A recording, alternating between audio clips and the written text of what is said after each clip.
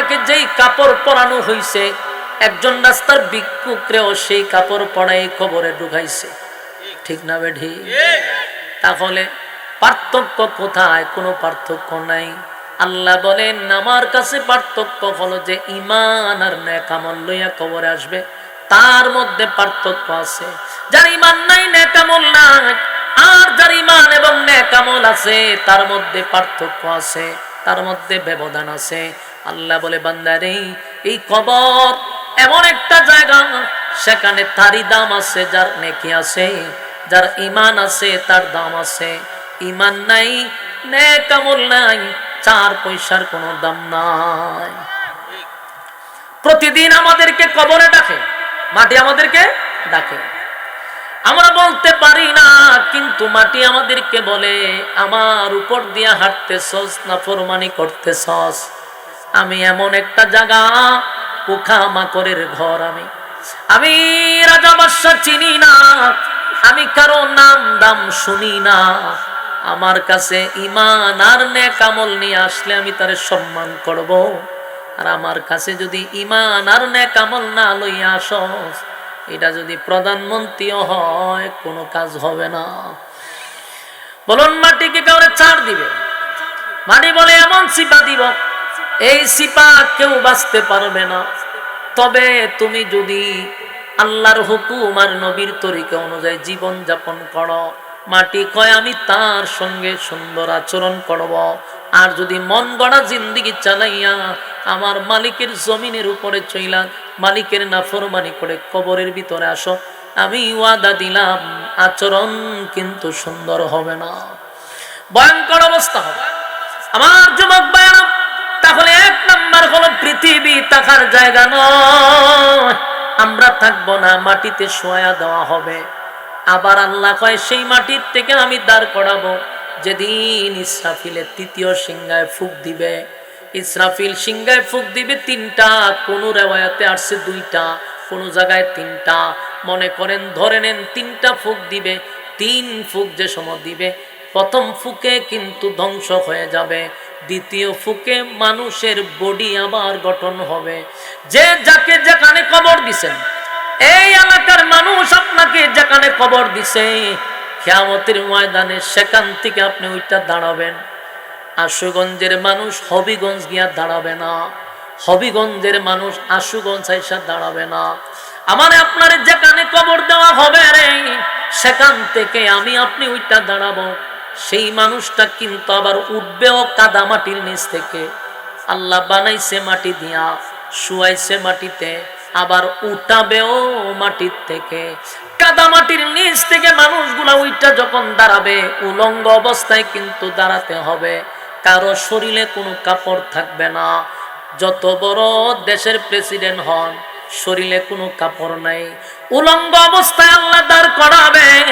শুধুমাত্র কেবলমাত্র একজনের শরীরে কাপড় থাকবে, যিনি সমস্ত নবীকুলের সম্রাট, 2 জাহানের বাদশা, নবী মুহাম্মদুর রাসূলুল্লাহ সাল্লাল্লাহু আলাইহি ওয়াসাল্লাম। আমার নবীকে আল্লাহ হাসরের মাঠে কাপড় পরিধান করাবে, এমনকি জান্নাতি পোশাক পরাইয়া হাবিবে কিবরিয়াকে হাসরের মাঠে জিবরাইল দাঁড় করাবে। আমার নবী ছাড়া কারো শরীরে কোনো কাপড় থাকবে না, উলঙ্গ অবস্থায় দাঁড়াবে। বাইরে আসছিলাম উলঙ্গ অবস্থায়, আবার আল্লাহ দাঁড় করাবে উলঙ্গ অবস্থায়। শুধু আমার নবীকে আল্লাহ জান্নাতের পোশাক পরাবে, জান্নাতি পোশাক পরায়া দাঁড় করাবে। আমার যুবক ভাইরা, আর নবী ছাড়া কারো শরীরে কোনো কাপড় থাকবে না। এই বিষয়টা নিয়ে আম্মা জান আয়েশা সিদ্দিকা রাদিয়াল্লাহু তাআলা আনহা নবীকে জিজ্ঞাসা করছিল, পয়গম্বর, হাসরের মাঠে কি সবাই উলঙ্গ হইয়া দাঁড়াইব? আল্লাহর নবী বলেন, আয়েশা গো, প্রত্যেকটা মানুষকে আল্লাহ উলঙ্গ অবস্থায় দাঁড় করাবে। আম্মা জান আয়েশার চেহারাটা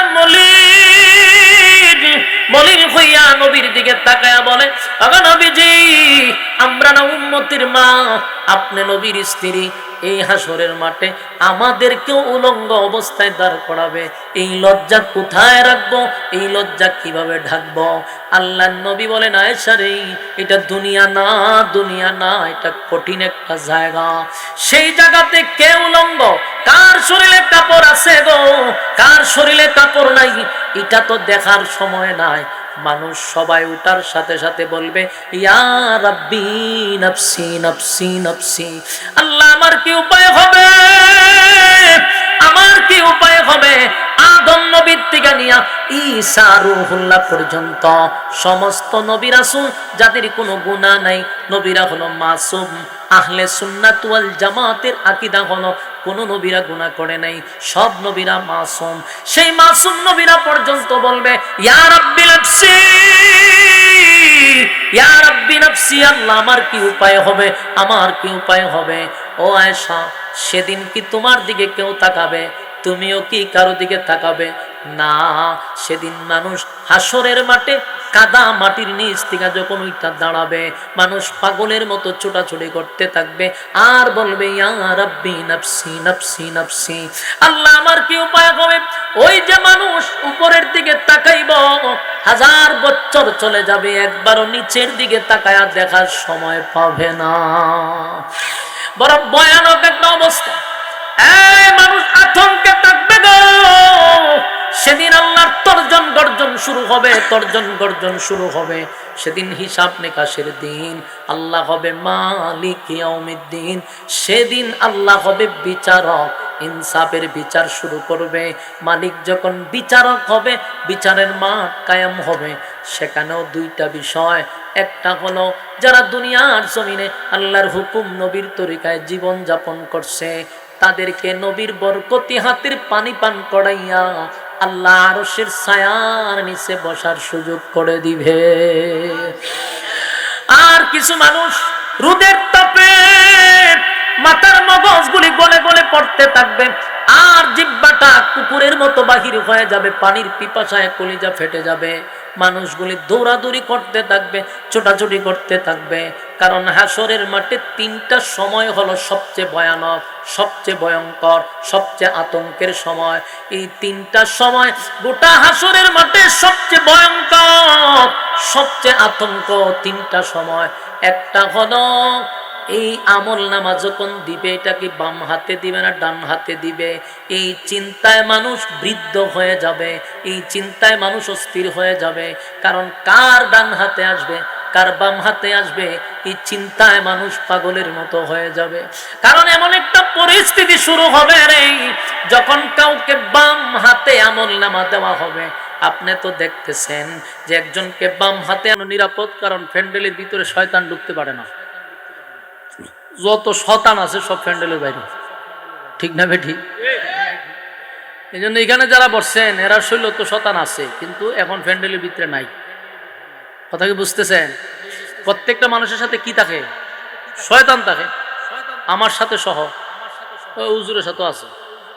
কিন্তু এই মজলিস গুলাতে শয়তান বসতে পারে না। তখন আপনি এবং আমার শয়তান গুলা গেল কোথায়? প্যান্ডেলের বাহিরে আছে। তো যারা প্যান্ডেলের বাহিরে থাকে এরা তো আগের থেকে একটা করে আছে, এখন গিয়ে ডাবল গিয়া তাদের উপরে ভর করে, তখন তারা স্বাভাবিক থাকে না, এরা দেখবেন অস্বাভাবিক হয়ে যায়। দেখেন না, এখানে কতক্ষণ হারিয়া কথা কইব, ওইখানে কতক্ষণ যাবে, এখানে কতক্ষণ যাবে, কারণ শান্তি নাই তো। কারণ এখন আর 10 টাকা গাঢ় বইছে, এই জন্য নিজের মধ্যে সে নিজে নাই, নিয়ন্ত্রণ হারা হয়ে গেছে। এই জন্য এই মুসিবত থেকে বাঁচতে হইলে প্যান্ডেলের ভিতরে ঢুকতে হইবে। তাহলে সবার শয়তানকে আপনারা গাঢ় বর করবো। আর যদি একবার ওয়াসওয়াসা দিতে পারে তাহলে বাড়ি পর্যন্ত আপনাকে নিয়ে যাবে। এই জন্য আমরা বসে যাই, প্যান্ডেলের বাহিরে আমরা না থাকি। আল্লাহ বুঝার, মানার, আমল করার তৌফিক দান করুক, আমিন। লক্ষ কোটি দুরুদ এবং সালাম আল্লাহর সৃষ্টির প্রধান আকর্ষণ জনাবে মুহাম্মদুর রাসূলুল্লাহ সাল্লাল্লাহু আলাইহি ওয়াসাল্লামের উপর। সম্মানিত সুধী, দুলাল ভুইয়ার বাড়ির যে সমস্ত যুবকরা রাত দিন অক্লান্ত পরিশ্রম করে আজকে প্রায় 12 বছর ধরে এই মাহফিলটা তারা করাচ্ছে, এর দ্বারায় সমাজের, গ্রামের সর্বদিক দিয়া উপকার হচ্ছে কিনা বলুন? এতে কি ক্ষতি হইতেছে? না আমাদের উপকার হচ্ছে? কারণ এর দ্বারা দিনের প্রভাব পড়ে। এই যুবকরা যে উদ্যোগটা নিচ্ছে এটা একটা ভালো উদ্দেশ্য। প্রত্যেকটা যুবককে আল্লাহ হায়াতের মধ্যে বরকত দান করুক এবং তাদের এই যে নেক একটা চিন্তা ভাবনা, এলাকার মানুষকে দিন শেখানোর জন্য, দিন বোঝানোর জন্য এক যুগ ধরে তারা এই কষ্ট করে যাচ্ছে। কিয়ামত পর্যন্ত যেন এই সংগঠনটা আল্লাহ এই কিয়ামত পর্যন্ত যেন এটাকে কবুল করে সকলে বলে আমিন। এবং এই ভুইয়া বাড়ির যত মুর্দাগান কবরে গেছে আল্লাহ তাদের কবরে এই সওয়াব পৌঁছায় দেব আমিন।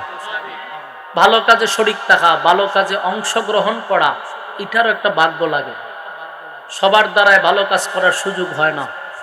এই জন্য আমরা যুবকদেরকে সাপোর্ট করব, তারা যেন প্রত্যেক বছর এরকম একটা দ্বীনি মজলিস কায়েম করতে পারে। রাজি আছেন ইনশাআল্লাহ? বসে যান।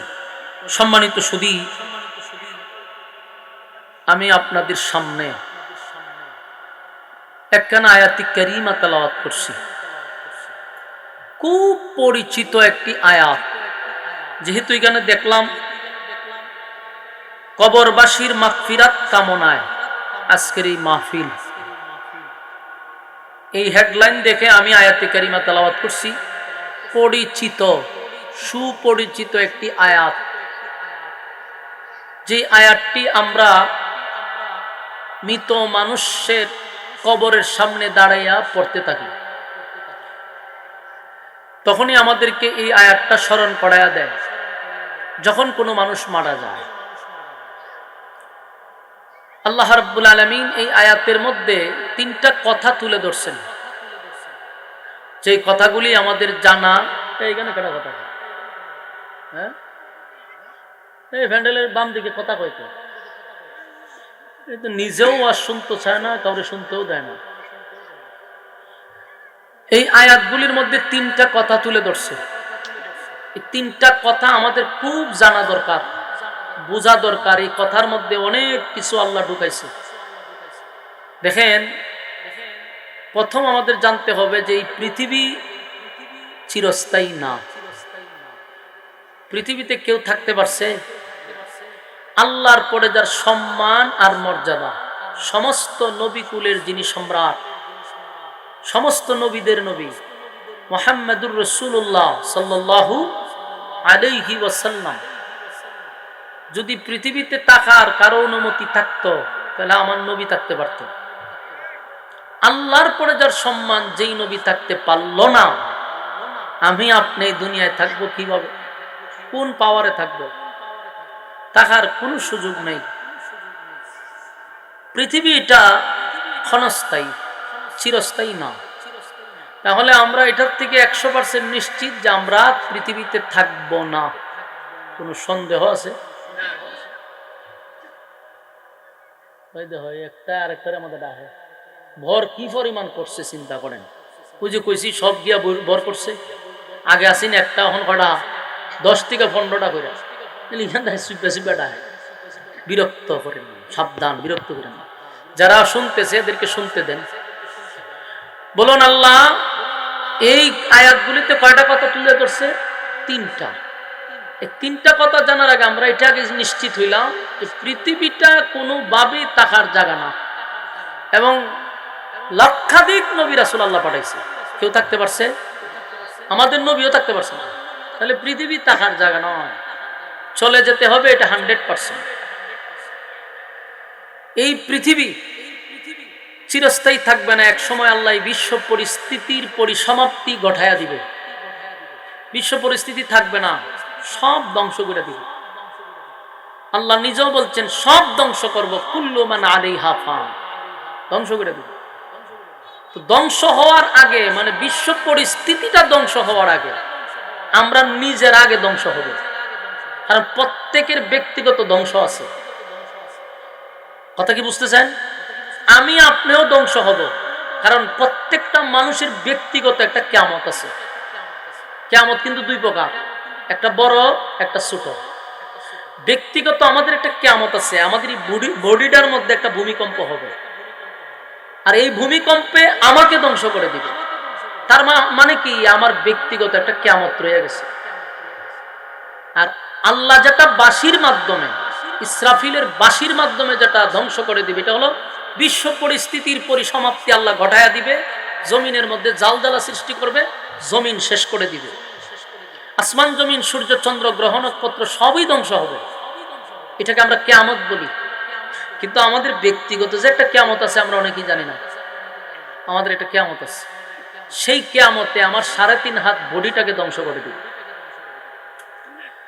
এই জন্য আসুন, পৃথিবী থাকার জায়গা নয়। তাহলে আমরা থাকবো না, চলে যেতে হবে। তাহলে এখানে কেন আসলাম? প্রশ্ন আসতে পারে না, কেন আসলাম? আর আল্লাহ বা আমাদেরকে পাঠাইলো কেন? থাকবো না তো পাঠাইলো কেন? আমরা প্রথমেই দুনিয়াতে ছিলাম না, আমরা রুহের জগতে ছিলাম। সেখান থেকে ইনডাইরেক্ট হোক আমরা এই পৃথিবীতে আসছি। কারণ আমাদের আব্বা এবং আম্মা, আদম এবং হাওয়া, দুজন জান্নাতে বসবাস করছে।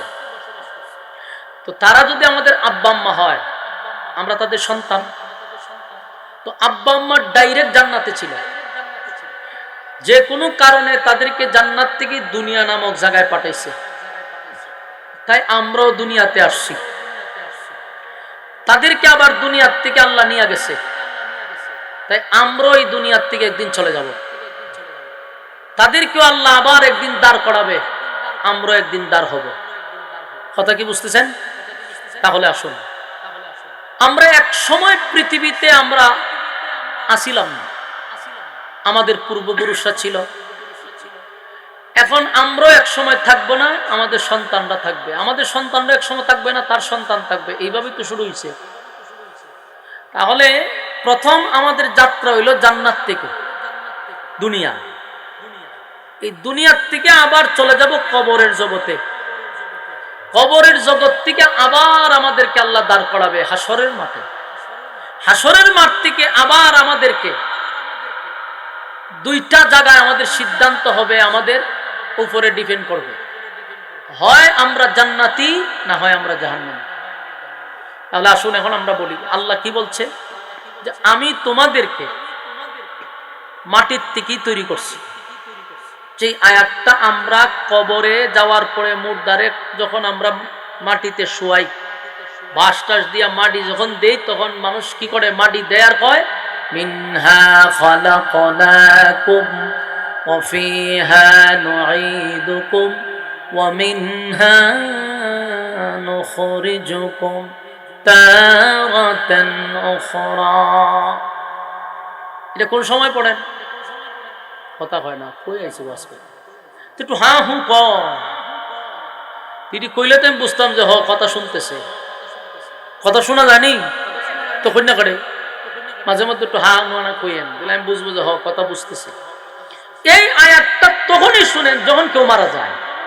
আর মারা যাওয়ার পরে বাড়িতে পড়ে না, কোথায় পড়ে? কবরে। তারে শুয়ানোর পরে মাটি দেওয়ার সময় হয়। কেন এই আয়াতটা আমরা পড়ি? এটা দিয়ে আমাদেরকে স্মরণ করাইয়া দেয়, তোমার আমি মাটির থেকেই তৈরি করছিলাম। মানুষকে আল্লাহ কি দিয়ে বানাইছে? মাটি দিয়ে বানাইছি। আবার তোমাকে আমি মাটিতে শোয়া দিব, আবার আমি তোমাকে মাটির থেকেই উঠাবো। তাহলে দেখেন, মাটি দিয়ে বানাইছে, মাটিতে রাখবে, মাটির থেকে উঠাবে। আমাদের অবস্থাটা কোথায় দেখছেন না? আল্লাহ বলেন, বান্দা পৃথিবীতে থাকার কোনো সিস্টেম নাই, আসো চলে যেতে হবে। আমরা একটা সফরের মধ্যে আছি, দৌড়ের উপরে আসলাম না, আইসি দৌড়াইয়া বাংলাদেশ, এই পৃথিবীতে আসছি। এখান থেকে আবার আমাদেরকে নিয়ে যাবে কবরে, কবর থেকে আবার উঠাবে হাসরে, হ্যাঁ ফুলসিরাতে, মিজানে, সব জায়গায় দৌড়তে হবে। আমাদের যাত্রা কিন্তু এখনো শেষ হয় নাই, আমাদের দৌড় শেষ হয় নাই। প্রত্যেকটা স্টেশনে আমাদেরকে দাঁড়াইতে হবে এবং প্রত্যেকটা মানুষের জবাবদিহিতা আছে। বলুন, জবাব ছাড়া কোনো সুযোগ আছে? কুল্লু নাফসিন বিমা কাসাবাত রাহিন। প্রত্যেকটা মানুষ তার কৃতকর্মের জন্য আল্লাহর সামনে দাঁড়াইতে হবে, এতে কোনো সন্দেহ।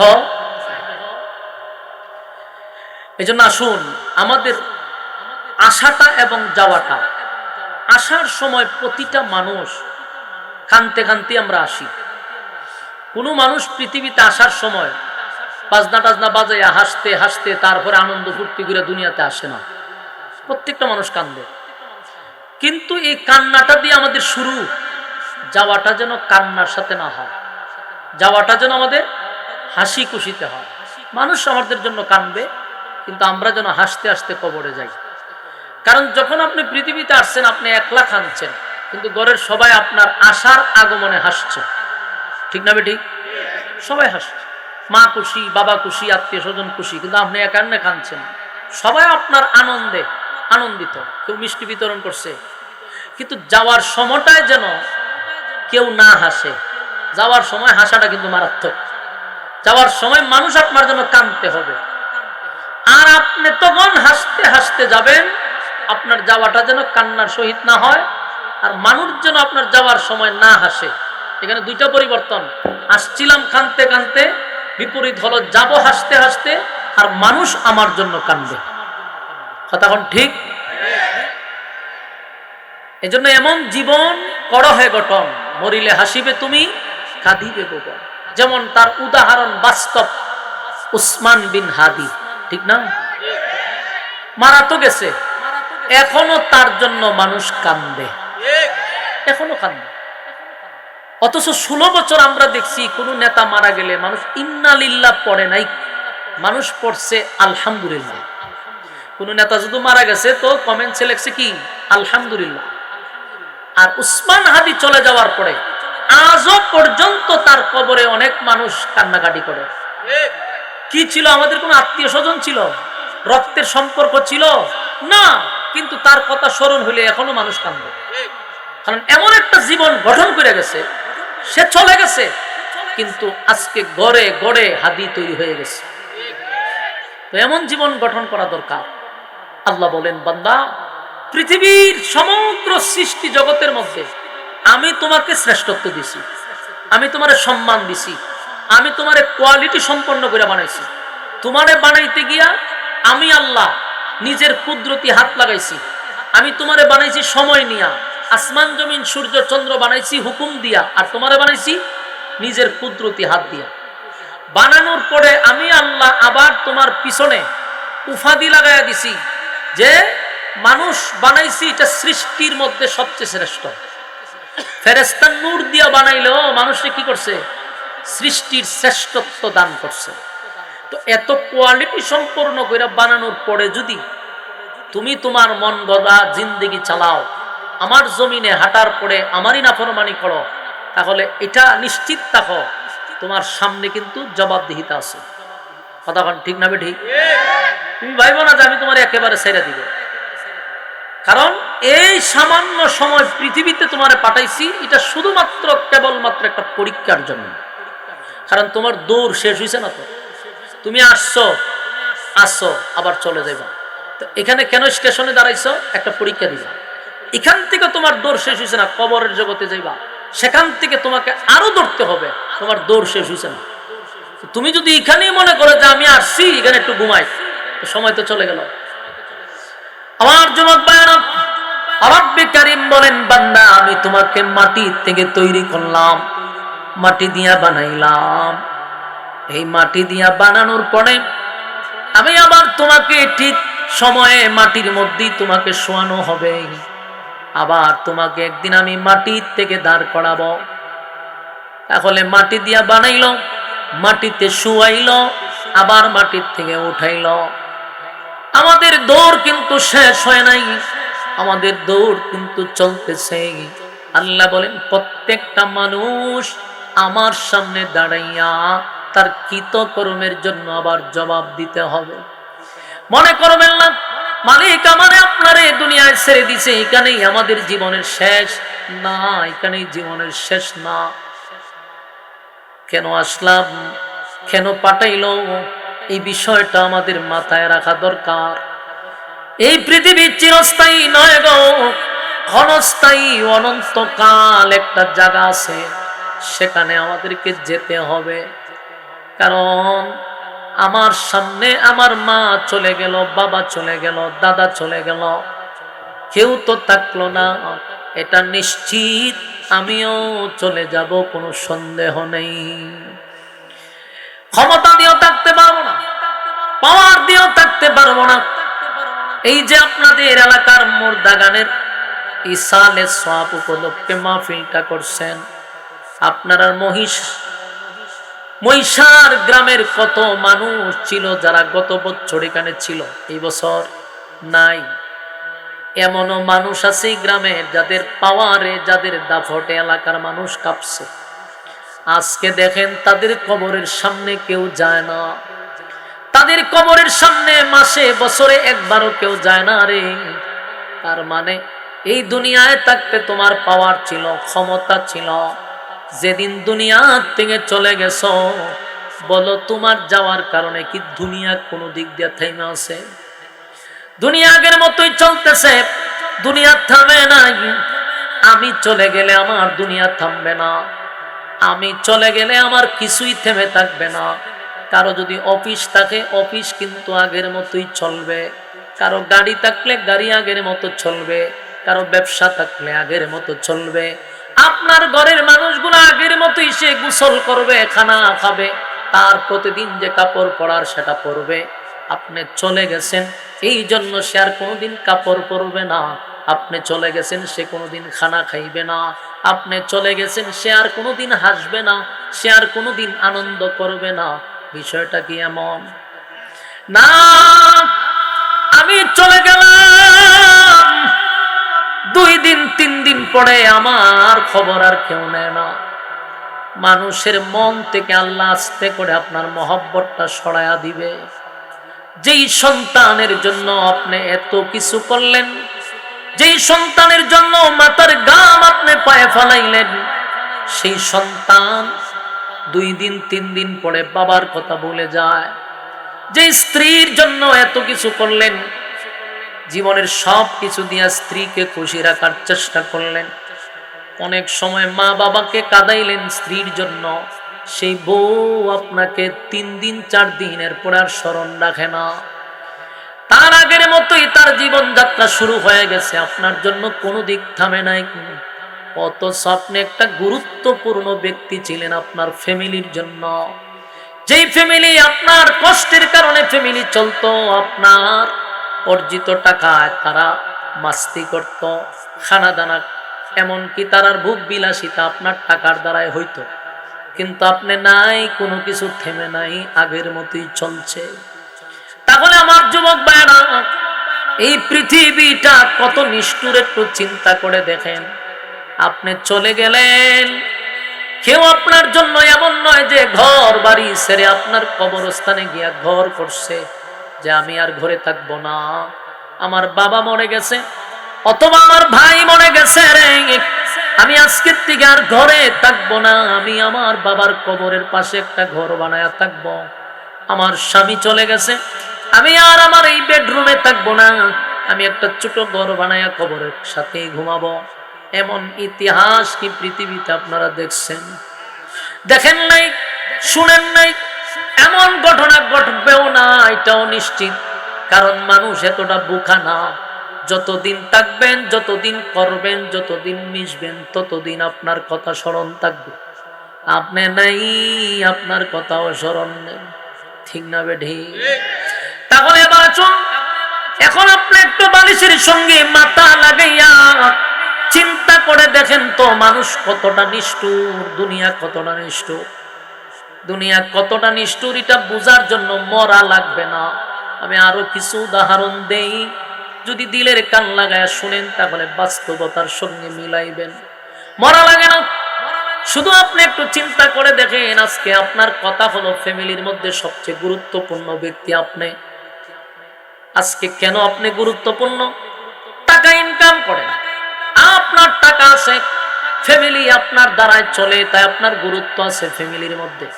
কিন্তু আল্লাহ না করুক যদি একটা পা আপনার অচল হয়ে যায়, আপনার হাত অচল হয়ে যায়, অথবা আপনি প্যারালাইসিস হয়ে যান, ঘরে যদি 6 মাস শোয়া থাকেন, বুঝবেন যে দুনিয়া কি জিনিস এবং কত প্রকার ও কি কি।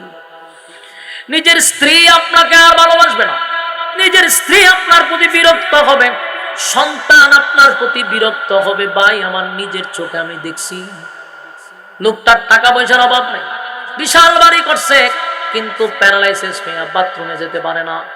অনেক সময় প্রস্রাব পায়খানা বিছনায় করে দেয়।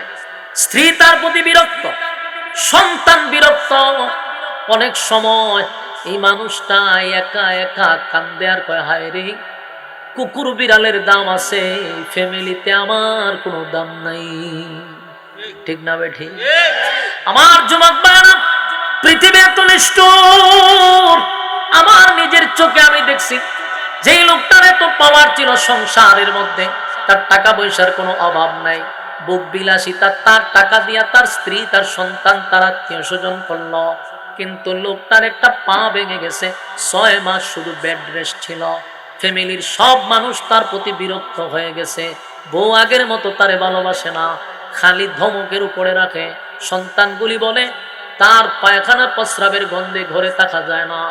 এমন পরিস্থিতি হয়েছে, লোকটা আমার কাছে এক সময় বলতে লাগলো, ভাই আমার যদি আল্লাহ মৃত্যু দিত, আমার কেন আল্লাহ নেয় না?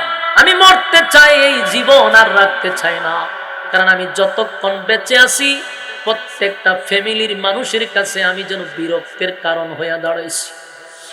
আমার যুবক ভাইয়েরা, তাহলে দেখুন, মরার আগেই বিছনায় শুয়া দেখেন, যেই ফ্যামিলি আমার আমার আমার আমার বলি, যেই মা আমার বলি, যেই বাবা আমার বলি, ভাই বোন সবাই আমার, কিন্তু আমার লোকগুলি যখন আমি বিছনায় পড়ে যাই, অথবা আমার দ্বারা কোনো ইনকাম হয় না, অথবা আমার দ্বারা কোনো ফ্যামিলি চলে না, ঠিক ওই মানুষ, আমার মানুষগুলা পর হয়ে যায়।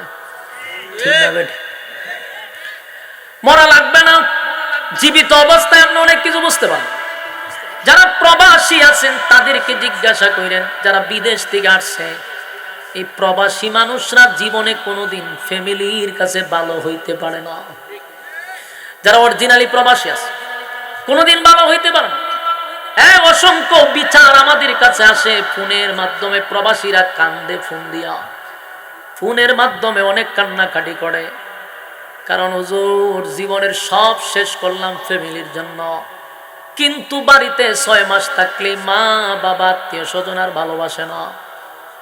যতদিন ইনকাম আছে ততদিন মহব্বত, যতদিন ইনকাম আছে আত্মীয় স্বজন আপনাকে মহব্বত করে, ইনকাম নাই, ফ্যামিলিকে না দিতে পারলে আপনারা কেউ চিনে না। ঠিক না বেটি?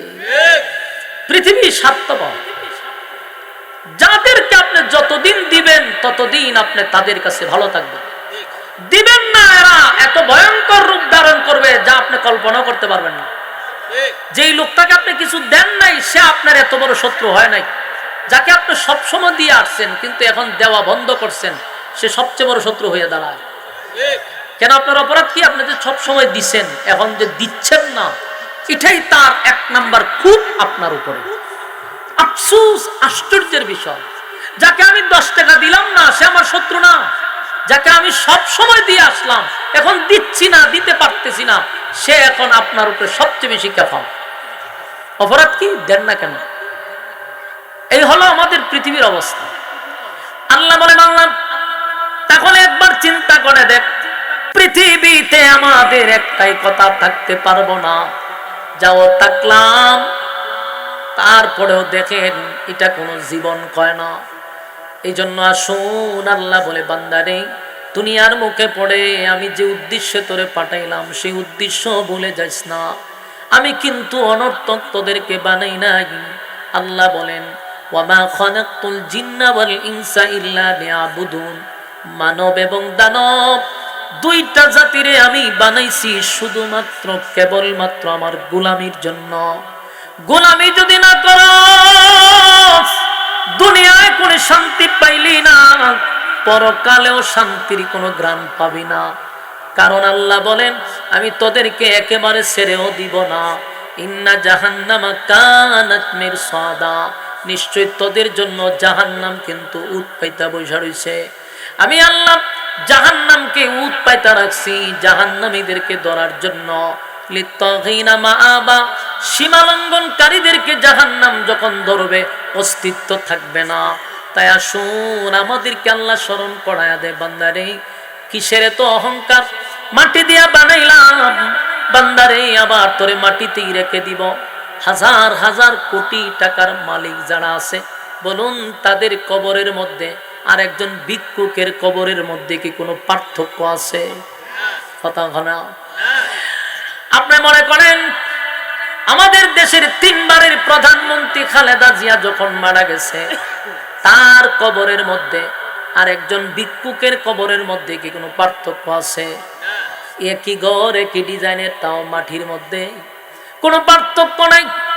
তাহলে আপনি 3 বারের প্রধানমন্ত্রী হওয়ার পরও আপনার যেই ঘর, একজন মানুষ রাস্তায় দাঁড়ায় ভিক্ষা করে, তারও একই ঘর। বলুন, ঘরের মধ্যে কোনো বেশ কম আছে? আপনি দেশের 3 বারের প্রধানমন্ত্রী হওয়ার পরে আপনাকে যেই কাপড় পরানো হয়েছে, একজন রাস্তার ভিক্ষুকরেও সেই কাপড় পরাই কবরে ঢুকাইছে। ঠিক না বেঠি? তাহলে পার্থক্য কোথায়? কোনো পার্থক্য নাই। আল্লাহ বলেন আমার কাছে পার্থক্য হলো যে ঈমান আর নেক আমল লইয়া কবরে আসবে, তার মধ্যে পার্থক্য আছে। যার ঈমান নাই, নেক আমল নাই, আর যার ঈমান এবং নেক আমল আছে, তার মধ্যে পার্থক্য আছে, তার মধ্যে ব্যবধান আছে। আল্লাহ বলে বান্দারে, এই কবর এমন একটা জায়গা, সেখানে তারই দাম আছে যার নেকি আছে, যার ঈমান আছে তার দাম আছে। ঈমান নাই, নেক আমল নাই, 4 পয়সার কোনো দাম নাই। প্রতিদিন আমাদেরকে কবরে ডাকে, মাটি আমাদেরকে ডাকে। আমরা বলতে পারি না, কিন্তু মাটি আমাদেরকে বলে আমার উপর দিয়া হাঁটতেছস, নাফরমানি করতেছস। আমি এমন একটা জায়গা, পোকা মাকড়ের ঘর, আমি রাজা বাদশা চিনি না, আমি কারো নাম দাম শুনি না। আমার কাছে ঈমান আর নেক আমল নিয়ে আসলে আমি তারে সম্মান করব, আর আমার কাছে যদি ঈমান আর নেক আমল না লইয়া আসস, এটা যদি প্রধানমন্ত্রীও হয় কোনো কাজ হবে না। বলুন, মাটিকে কাউরে ছাড় দিবে? মাটি বলে এমন সিপা দিব, এই সিপা কেউ বাঁচতে পারবে না। তবে তুমি যদি আল্লাহর হুকুম আর নবীর তরিকা অনুযায়ী জীবন যাপন করো, মাটি কয় আমি তার সঙ্গে সুন্দর আচরণ করব। আর যদি মন গড়া জিন্দেগি চালাইয়া আমার মালিকের জমিনের উপরে চইলা মালিকের নাফরমানি করে কবরের ভিতরে আসো, আমি ওয়াদা দিলাম আচরণ কিন্তু সুন্দর হবে না, ভয়ঙ্কর অবস্থা হবে। আমার যুবক ভাইরা, তাহলে 1 নাম্বার হলো পৃথিবী থাকার জায়গা নয়, আমরা থাকবো না, মাটিতে শোয়া দেওয়া হবে। আবার আল্লাহ কয় সেই মাটির থেকে আমি দাঁড় করাবো যেদিন ইসরাফিলের 3য় সিংহায় ফুঁক দিবে। ইসরাফিল সিংহায় ফুঁক দিবে 3টা, কোন রিওয়ায়াতে আসছে 2টা, কোন জায়গায় 3টা। মনে করেন ধরে নেন 3টা ফুঁক দিবে। 3 ফুঁক যে সময় দিবে, প্রথম ফুঁকে কিন্তু ধ্বংস হয়ে যাবে, দ্বিতীয় ফুঁকে মানুষের বডি আবার গঠন হবে। যে যাকে যেখানে কবর দিছেন, এই এলাকার মানুষ আপনাকে যেখানে কবর দিছে, কিয়ামতের ময়দানে সেখান থেকে আপনি ওইটা দাঁড়াবেন। আশুগঞ্জের মানুষ হবিগঞ্জ গিয়া দাঁড়াবে না, হবিগঞ্জের মানুষ আশুগঞ্জ আইসা দাঁড়াবে না। আমার আপনার যেখানে কবর দেওয়া হবে রে, সেখান থেকে আমি আপনি ওইটা দাঁড়াবো। সেই মানুষটা কিন্তু আবার উঠবেও কাদা মাটির নিচ থেকে। আল্লাহ বানাইছে মাটি দিয়া, শুয়াইছে মাটিতে, আবার উঠাবেও মাটির থেকে। কাদা মাটির নিচ থেকে মানুষগুলা ওইটা যখন দাঁড়াবে, উলঙ্গ অবস্থায় কিন্তু দাঁড়াতে হবে। কারো শরীরে কোনো কাপড় থাকবে না। যত বড় দেশের প্রেসিডেন্ট হন, শরীরে কোনো কাপড় নাই, উলঙ্গ অবস্থায় আল্লাহ দাঁড় করাবে। শুধুমাত্র কেবলমাত্র একজনের শরীরে কাপড় থাকবে, যিনি সমস্ত নবীকুলের সম্রাট, 2 জাহানের বাদশা, নবী মুহাম্মদুর রাসূলুল্লাহ সাল্লাল্লাহু আলাইহি ওয়াসাল্লাম। আমার নবীকে আল্লাহ হাসরের মাঠে কাপড় পরিধান করাবে, এমনকি জান্নাতি পোশাক পরাইয়া হাবিবে কিবরিয়াকে হাসরের মাঠে জিবরাইল দাঁড় করাবে। আমার নবী ছাড়া কারো শরীরে কোনো কাপড় থাকবে না, উলঙ্গ অবস্থায় দাঁড়াবে। বাইরে আসছিলাম উলঙ্গ অবস্থায়, আবার আল্লাহ দাঁড় করাবে উলঙ্গ অবস্থায়। শুধু আমার নবীকে আল্লাহ জান্নাতের পোশাক পরাবে, জান্নাতি পোশাক পরায়া দাঁড় করাবে। আমার যুবক ভাইরা, আর নবী ছাড়া কারো শরীরে কোনো কাপড় থাকবে না। এই বিষয়টা নিয়ে আম্মা জান আয়েশা সিদ্দিকা রাদিয়াল্লাহু তাআলা আনহা নবীকে জিজ্ঞাসা করছিল, পয়গম্বর, হাসরের মাঠে কি সবাই উলঙ্গ হইয়া দাঁড়াইব? আল্লাহর নবী বলেন, আয়েশা গো, প্রত্যেকটা মানুষকে আল্লাহ উলঙ্গ অবস্থায় দাঁড় করাবে। আম্মা জান আয়েশার চেহারাটা মলিন হইয়া নবীর দিকে তাকায়া বলে, ওগো নবীজি, আমরা না উম্মতির মা, আপনি নবীর স্ত্রী, এই হাসরের মাঠে আমাদেরকেও উলঙ্গ অবস্থায় দাঁড় করাবে, এই লজ্জা কোথায় রাখবো? এই লজ্জা কিভাবে ঢাকবো? আল্লাহর নবী বলেন, আয়েশা রে, এটা দুনিয়া না, দুনিয়া না, এটা কঠিন একটা জায়গা। সেই জায়গাতে কে উলঙ্গ? কার শরীরে কাপড় আছে গো, কার শরীরে কাপড় নাই, এটা তো দেখার সময় নাই। মানুষ সবাই উঠার সাথে সাথে বলবে, ইয়া রাব্বি নাফসি নাফসি নাফসি। আল্লাহ, আমার কি উপায় হবে? আমার কি উপায় হবে? আদম নবীর থেকে নিয়া ঈসা রূহুল্লাহ পর্যন্ত সমস্ত নবী রাসূল যাদের কোনো গুনাহ নাই, নবীরা হলো মাসুম। আহলে সুন্নাত ওয়াল জামাতের আকীদা হলো কোন নবীরা গুনাহ করে নাই, সব নবীরা মাসুম। সেই মাসুম নবীরা পর্যন্ত বলবে, ইয়া রাব্বি নাফসি, ইয়া রাব্বি নাফসি। আল্লাহ, আমার কি উপায় হবে? আমার কি উপায় হবে? ও আয়েশা, সেদিন কি তোমার দিকে কেউ তাকাবে? তুমিও কি কারো দিকে তাকাবে না? সেদিন মানুষ হাসরের মাঠে কাদা মাটির নিচ থেকে যখন ওইটা দাঁড়াবে, মানুষ পাগলের মতো ছোটাছুটি করতে থাকবে আর বলবে, ইয়া রাব্বি নাফসি নাফসি নাফসি। আল্লাহ, আমার কি উপায় হবে? ওই যে মানুষ উপরের দিকে তাকাইব, 1000 বছর চলে যাবে, একবারও নিচের দিকে তাকায়া দেখার সময় পাবে না। বড় ভয়ানক একটা অবস্থা। এই মানুষ আতঙ্কে থাকবে গো। সেদিন আল্লাহর তর্জন গর্জন শুরু হবে, তর্জন গর্জন শুরু হবে। সেদিন হিসাব নিকাশের দিন। আল্লাহ হবে মালিক ইয়াউমিদ্দিন। সেদিন আল্লাহ হবে বিচারক, ইনসাফের বিচার শুরু করবে। মালিক যখন বিচারক হবে, বিচারের মাঠ কায়েম হবে। সেখানেও দুইটা বিষয়। একটা হলো যারা দুনিয়ার জমিনে আল্লাহর হুকুম নবীর তরিকায় জীবন যাপন করছে, তাদেরকে নবীর বরকতি হাতের পানি পান করাইয়া আল্লাহ আরশের ছায়ার নিচে বসার সুযোগ করে দিবে। আর কিছু মানুষ রোদের তাপে মাথার মগজগুলি গলে গলে পড়তে থাকবে, আর জিহ্বাটা কুকুরের মতো বাহির হয়ে যাবে, পানির পিপাসায় কলিজা ফেটে যাবে। মানুষগুলি দৌড়াদৌড়ি করতে থাকবে, ছোটাছুটি করতে থাকবে। কারণ হাসরের মাঠে 3টা সময় হলো সবচেয়ে ভয়ানক, সবচেয়ে ভয়ঙ্কর, সবচেয়ে আতঙ্কের সময়। এই 3টা সময় গোটা হাসরের মাঠে সবচেয়ে ভয়ঙ্কর, সবচেয়ে আতঙ্ক। 3টা সময়। একটা হলো এই আমল নামা যখন দিবে, এটা কি বাম হাতে দিবে না ডান হাতে দিবে, এই চিন্তায় মানুষ বৃদ্ধ হয়ে যাবে, এই চিন্তায় মানুষ অস্থির হয়ে যাবে। কারণ কার ডান হাতে আসবে, কার বাম হাতে আসবে, এই চিন্তায় মানুষ পাগলের মতো হয়ে যাবে। কারণ এমন একটা পরিস্থিতি শুরু হবে রে, যখন কাউকে বাম হাতে আমল নামা দেওয়া হবে। আপনি তো দেখতেছেন যে একজনকে বাম হাতে আমল নামাটা দিছে, এই যে দেওয়ার সিস্টেম দেখে অনেকের কলিজা শুকায়া যাবে। মানুষকে স্বাভাবিকভাবে বাম হাতে আমল নামা দিবে না। অনেক সময় বলা হয়েছে বাম হাতটারে বুক বরাবর ঢোকাবে, ছিদ্র করে টেনে হেসড়ে পিছন দিকে বাহির করা হবে। এই বাহির করার পরে গার মাথা থাকবে সামন দিকে, এটারে মুসরাইয়া গার নিবে পিছন দিকে। কি বুঝলেন? সেদিন মরবেন না, মনে করতে চলো মরিতে যাও না, মরণ নাই, মরণ নাই, মরণ নাই, মরণ নাই। জাহান্নামেও মরণ নাই, জান্নাতেও মরণ নাই। মরণ বস্তু নামক জিনিসটারে আল্লাহ মাইরা ফেলাইব। আর কোনো দিন মরবেন না। জাহান্নামে গেলেও মরবেন না, জান্নাতে গেলেও মরবেন না।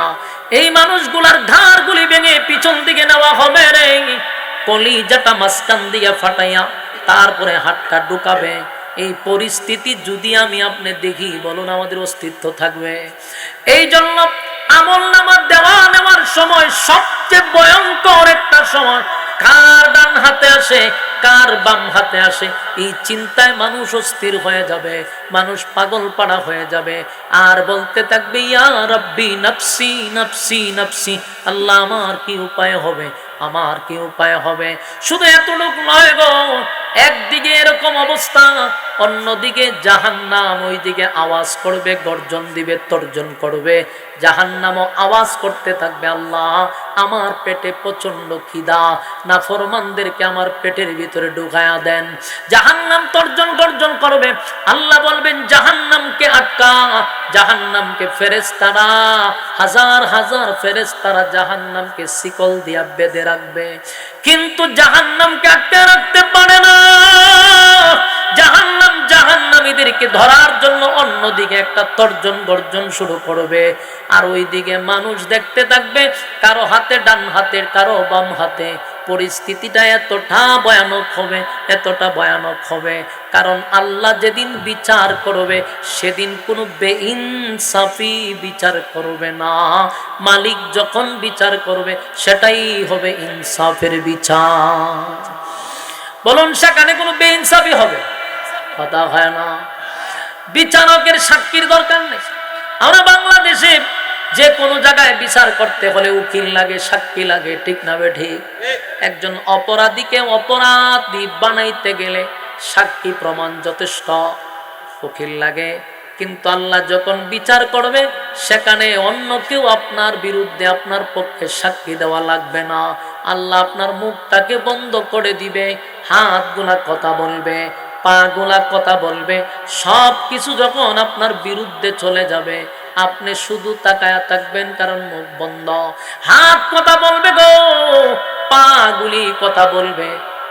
এই ওয়াজ যখন আজ থেকে 30 বছর আগে কেউ করত, আমরা শুনতাম, মাঝে মধ্যে চিন্তায় পড়ে যেতাম, হাত আবার কেমনে কথা হয়, পা কেমনে কথা হয়, মাথায় ধরতো না। চিন্তায় পড়ে যেতাম কিভাবে হাত কথা বলে, পা কথা বলে। কিন্তু প্রযুক্তি এতটা আপডেট হইল, এতটা উন্নত হলো, এখন কিন্তু আমরা ধারণা করতে পারি যে আল্লাহ কিভাবে হাত দিয়া কথা বলাবে। দেখেন না, AI বাইর হইয়া গাড়িও কথা কয়, ঠিক না বেঠিক? জুতায় কথা কয়, বাদামে কথা কয়, খেলনায় কথা কয়, সব কিছুই কথা কয়। কথা হয় না? দিই সব যদি কথা বলতে পারে AI দিয়া, প্রযুক্তির মাধ্যমে যদি বুঝানো যায় কারো হাত নাই, AI হাত লাগায় দেয়, ফা নাই ফাও লাগায় দেয়, ঠিক না বেটি? তাহলে এটা আল্লাহ তাআলার একটা কুদরতের নিদর্শন। মানুষ তোমরা বুঝো, দুনিয়ার মানুষ যদি এই প্রযুক্তি দিয়া এমনটা করতে পারে, তাহলে আমি আল্লাহর মেধা, আমি আল্লাহর পক্ষ থেকে যে মেধা তোমরা পাইছ, সেই মেধা দিয়া যদি এতটুক পর্যায়ে মানুষ যেতে পারে রে, আমার আল্লাহর কাছে প্রযুক্তি কি পরিমাণ আছে। সুবহান আল্লাহর দেওয়া মেধা পাইয়া আমরা যদি এত কিছু আবিষ্কার করতে পারি, আমার মালিকের কি আবিষ্কারের অভাব করব? কথা দিয়ে হইল না। তাহলে এখন চিন্তা করেন, হাত কিভাবে কথা বলবে, পা কিভাবে কথা বলবে। আল্লাহ বলেন জমিন কথা বলবে, জমিনও কথা বলবে। কোন জায়গায় দাঁড়াইয়া, রাতের অন্ধকারে না দিনের আলোতে, কোথায় কোন আখাম কোখাম, দিনের খাম রাতের খাম আমরা করছি, সবগুলি জমিন বর্ণনা করতে থাকবে। সুবহানাল্লাহ। অপরাধী নিজেই বলবে, অপরাধী নিজেই বলবে আমার মালিক আমার উপরে বেইনসাফি করে নাই। কথা কি বুঝতেছেন? হয় কথা বুঝিনি? জীবনে শুনছেন আমরা দেশে যদি কোনো বিচার করে, বিচারকের অপরাধী বলতে শুনছেন যে না, আমার যে বিচারটা করছে বিচারক ঠিকই করছে। কি কথা বলছে? দুই কথা শুনছেন নি জীবনে? বলে যদিও বিচারক আমার জুতা দা বাইরিছে, কিন্তু বিচারটা একবার খারাপ করছে না, বলছি এরকম। কারণ অপরাধীর কাছে বিচারকরে পছন্দ হয় না। কোন বিচারক যদি সঠিক বিচার করে, অপরাধীর কাছে সে ভালো হয় না। বিচারকের কাছে কোনো অপরাধী ভালো হইতে পারছে কেন? তার বিরুদ্ধে যখন রায় চলে যায় তার কাছে ভালো হইতে পারে না। কিন্তু হাসরের মাঠে হবে ব্যতিক্রম। আল্লাহ যখন বিচার করবে, অপরাধীরা এটা স্বীকার করবে যে না, মালিক আমাদের উপরে যে বিচার করছে কোনো বেইনসাফি করে নাই। সুবহানাল্লাহ থাকলে কইতে পারবে, আসেনি? সুবহানাল্লাহ থাকলে কইবেন, না থাকলে কইতে কইবেন। দেখেন, অপরাধী নিজে বলতেছে যে আমাদের উপরে যদি জাহান্নামী হয়, তারপরও বলবে যে না, বিচার করছে ইনসাফের, বেইনসাফি করে নাই। কারণ আপনার রাতের অন্ধকারে কি করছেন, দিনের আলোতে কি করছেন, সবগুলা সেদিন আপনার চোখের সামনে তুলে ধরা হবে। আমরা যেমন এখন বয়ান করতেছি, আমার বাচনভঙ্গি সহ কথা সহ এগুলা ভিডিও করা হচ্ছে। আমি কালকে যদি বলি যে না ভাই আমি তো কথাগুলি বলি নাই, সাথে সাথে ভিডিও ওপেন করে বলবেন এই মিয়া দেখেন কিতা কইছেন, আপনি খালি কইছেন না, আপনি কয়বার হাত লড়াইছেন, কয়বার কি করছেন, আমরা সব রেকর্ড করে রাখছি। বাঁচার সুযোগ আছে? সুযোগ নাই। ঠিক আল্লাহর দেওয়া মেধা দিয়া যদি দুনিয়াতে আমরা বাঁচতে না পারি, তাহলে আল্লাহর কাছে কি পরিমাণ প্রযুক্তি, মানে বাঁচবেন কেমনে? আপনি রাতের বেলা কোন জায়গায় কি করছেন, দিনের বেলায় কি করছেন, সবগুলা রেকর্ড হচ্ছে কি হয় নাই? দুই কাছে দুইটা ফেরেশতা, এগুলা সিসি ক্যামেরা, কুদরতি সিসি ক্যামেরা। যদি আমরা দেখি না, কিন্তু সব ভিডিও হচ্ছে। আপনার জন্ম থেকে নিয়ে মৃত্যু পর্যন্ত এ টু জেড যা করছেন সবগুলার একটা ক্যাসেট আছে। সেদিন আপনার সামনে এগুলো ওপেন করা হবে। আপনি কোনো কিছু অস্বীকার করবেন, সাথে সাথে ভিডিও ওপেন। অস্বীকার করার সুযোগ আছে? বিচারক স্বয়ং আল্লাহ নিজে। আল্লাহ বলছে ইনসাফের বিচার করবে। আল্লাহ যখন ইনসাফের বিচার করবে, তখন সমাজের যত বেইনসাফি বিচারক আছে একটাও বাঁচতে পারবে না, সবগুলা ধরা পড়বে। আমার কথায় কি আপনারা বেজার হইছেন? এখন বর্তমানে বেইনসাফি বিচারক আসেনি সমাজে, বেইনসাফি বিচার করে না, এই বিচারকরা সেদিন আল্লাহর সামনে ধরা পড়বে। এই জন্য শুধু হাইকোর্ট আর বড় বড় কোর্টের বিচারক না, গ্রামগঞ্জে একটা বিচার হয়, এটার নাম হইল সালিশ দরবার। মাতব্বর সর্দার কন্যা আপনারা না, মাতব্বর ওই মাতব্বর সর্দার, এরার বিচার হইল গ্রামগঞ্জে। এরার বিচার কোথায়? গ্রামগঞ্জে। এখান থেকে এরা পলিটিক্স করে। গ্রামের বিচারের মধ্যে দুর্নীতি আছে, আছে না নাই?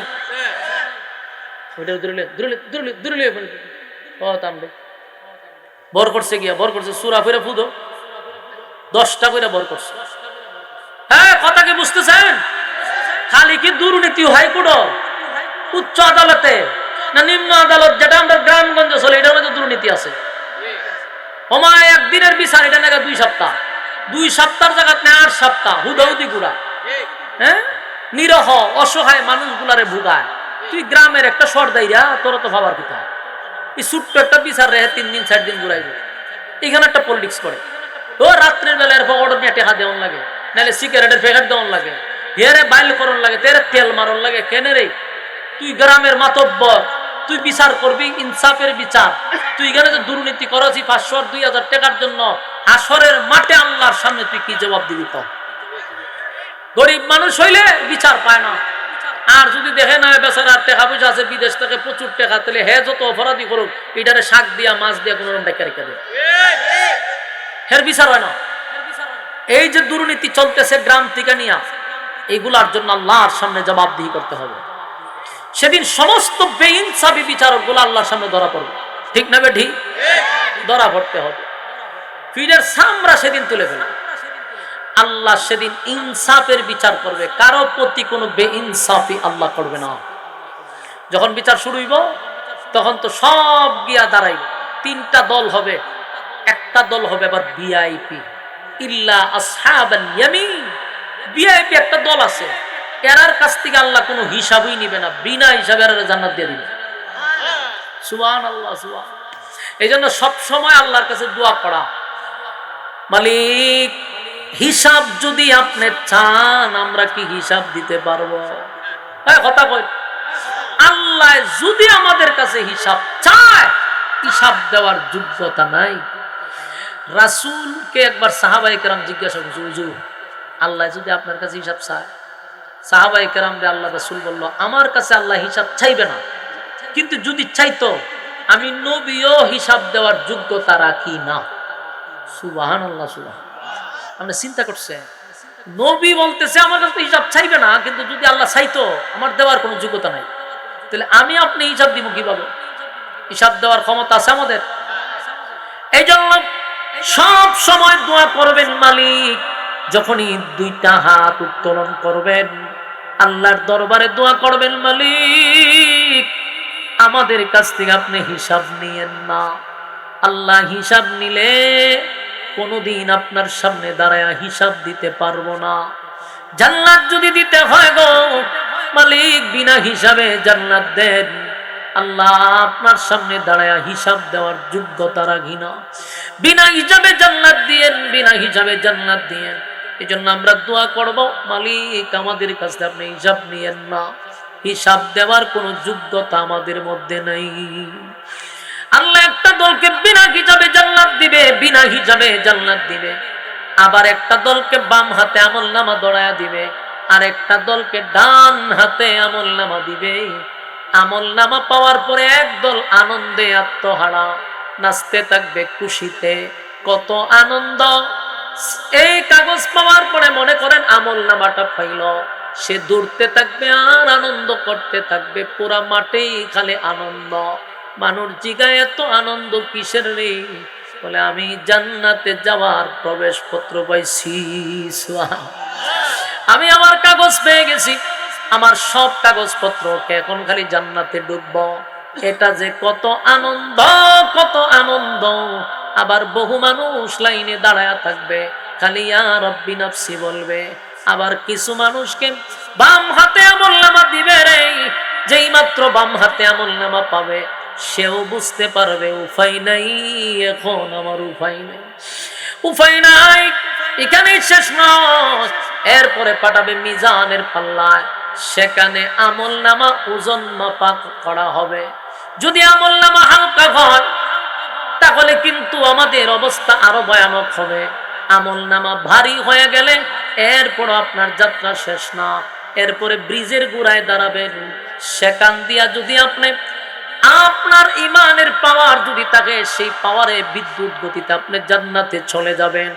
আর যদি ইমানের পাওয়ার না থাকে, পাওয়ারের উপরে ডিপেন্ড করবে, কেউ দৌড়াইয়া যাবে, কেউ হাঁটতে হাঁটতে যাবে, কেউ আবার বিদ্যুৎ গতিতে চলে যাবে। যদি কেউ ওষুধে নিচে পড়ে, ওই নিচেই হলো জাহান্নাম। ইন্না জাহান্নামা কানাত মিরসাদা, নিচে জাহান্নাম উট পাইতা বসে আছে জাহান্নামীদেরকে ধরার জন্য। লিত্তাগিনা মাআবা, যারা সীমা লঙ্ঘন করছে, আল্লাহ কয় সীমা লঙ্ঘনকারীদেরকে ধরার জন্য। লাবিসিনা ফিহা আহকাবা, সেখানে যুগের পর যুগ অবস্থান করতে হবে, টাকার কোনো সিস্টেম নাই, বাঁচানোর কোনো সিস্টেম নাই। এই দুনিয়াতে যদি আমাদের নামে মামলা হয় গো, তাহলে এই মামলা জামিন করার জন্য বড় ভাই আছে, ছোট ভাই আছে, ফাতি নেতা আছে, ছোট নেতা, বড় নেতা, বহু মানুষে ফোন দেয়, অমুক নেতায় ফোন দিছে তারে ছাইরা দেন। কিন্তু জাহান্নামের ভিতরে কারো সুপারিশ গ্রহণযোগ্য নয়, একমাত্র একজনের সুপারিশ গ্রহণযোগ্য হবে, তিনি সমস্ত নবীকুলের সম্রাট নবী মুহাম্মদুর রাসূলুল্লাহ সাল্লাল্লাহু আলাইহি ওয়াসাল্লাম। তবে আল্লাহর হাবিব যাদেরকে সুপারিশ করবে তারা কারা হবে? যারা দুনিয়ায় নবীর সুন্নাহ অনুযায়ী জীবন যাপন করছে, যারা আল্লাহর হুকুম দুনিয়ায় পালন করছে, নবী তাদেরকে সুপারিশ করে জান্নাতে নিবে। কিন্তু জীবনে কোনোদিন নবীর সুন্নত পালন করেন নাই, নবীর সুন্নতের দাঁড় ধারেন নাই, নবীর আইন অনুযায়ী জীবন যাপন করেন নাই, মন গড়া জিন্দেগি চালাইছেন, আবার মনে মনে আশা নিয়ে রাখছেন কবরে গেলে নবী সুপারিশ করবে। এই ভণ্ডামি আপনাদেরকে যারা শুনাইছে এরাও ভণ্ডামি, এরাও ভণ্ড, আপনিও ভণ্ড। কে বলছে যে আপনারা জান্নাতে লয়ে যাবে গো নবী? ফাইজলামি পাইছেন তো? সারা জীবন নবীর সুন্নাহর দ্বার ধারেন নাই, নবীর নাম দিয়া খালি খাইছেন, জনমের খাওয়া খাইছেন, নবীর নাম দিয়া ভণ্ডামি করছেন, ফাইজলামি করছেন, ইত্রামি করছেন, আর আপনি আশায় বৈশা আছেন নবী আপনারে সুপারিশ করব। ফাইজলামি পাইছেন? নবী তাদেরকেই সুপারিশ করব যারা দুনিয়ার জমিনে নবীর সুন্নাহ অনুযায়ী চলছে। আল্লাহ বলেন, বন্ধু এই সমস্ত লোকদেরকে আমি আপনার বরকতি হাতের পানি পান করাবো না, যারা দুনিয়াতে আপনার রেখে যাওয়া ইসলাম পালন করে নাই, মন গড়া জীবন যাপন করছে, তাদেরকে আপনার বরকতি হাতের পানি পান করাবো না। আল্লাহর নবী বলবেন, মালিক কেন তাদেরকে আমার কাছ থেকে দূরে সরানো হলো? আল্লাহ কয়, বন্ধু আমি যা জানি আপনি তা জানেন না। এরা দুনিয়াতে আপনার রেখে যাওয়া ইসলাম পালন করে নাই, আপনার রক্ত মাখা ইসলাম পালন করে নাই, আপনার দান দান ভাঙ্গা ইসলাম পালন করে নাই। তারা মন গড়া জিন্দেগি চালাইছে, যেমনে মনে চায় এমনে চলছে, বাপ দাদার দোহাই দিয়ে ইসলাম তারে 12টা বাজাইছে। আমি তাদের হাতে আপনার বরকতি হাতের পানি এদেরকে পান করাবো না। সেদিন নবী আফসোস করে বলবে, সুহকান সুহকান লিমান গায়্যারা বাদি, দূর হয়ে যা, দূর হয়ে যা। এমন উম্মতের আমার কোনো দরকার নাই যারা আমার রেখে যাওয়া ইসলাম পালন করে নাই, আমার দান দান ভাঙ্গা ইসলাম পালন করে নাই, বাপ দাদার দুহাই দিয়ে ইসলাম তারে 12টা বাজাইছে। সেদিন আফসোস করতে পারবেন, কিন্তু নবীর সুপারিশ আমরা পাবো না যতক্ষণ না পর্যন্ত নবীর সুন্নাহর উপরে না থাকতে পারবো। হ্যাঁ, কথা কি বুঝেননি? কথা কয় না, খালি নবীর নাম নিয়ে ভণ্ডামি করলে চলবো? হ্যাঁ, নবীর নাম বিক্রি করে খাইলে চলবে না, নবীর সুন্নত অনুযায়ী জীবন যাপন করতে হবে। কথা বুঝতেছেন?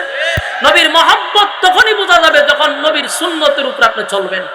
হ্যাঁ, খালি নবীরে ভালোবাসি ভালোবাসি স্লোগান দিলে চলবে না। নবীরে গালি দিলে আপনার প্রতিবাদ নাই, নবীর বিরুদ্ধে কথা বললে আপনার প্রতিবাদ নাই, আপনার আন্দোলন নাই, আপনার কোনো কাম কাজ নাই।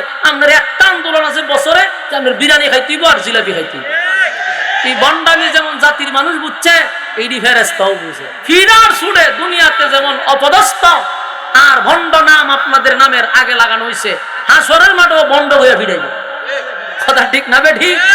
আল্লাহ আমাদেরকে নবীর সুন্নাহ অনুযায়ী জীবন যাপন করার তৌফিক দান করুক, সকলে বলে আমিন।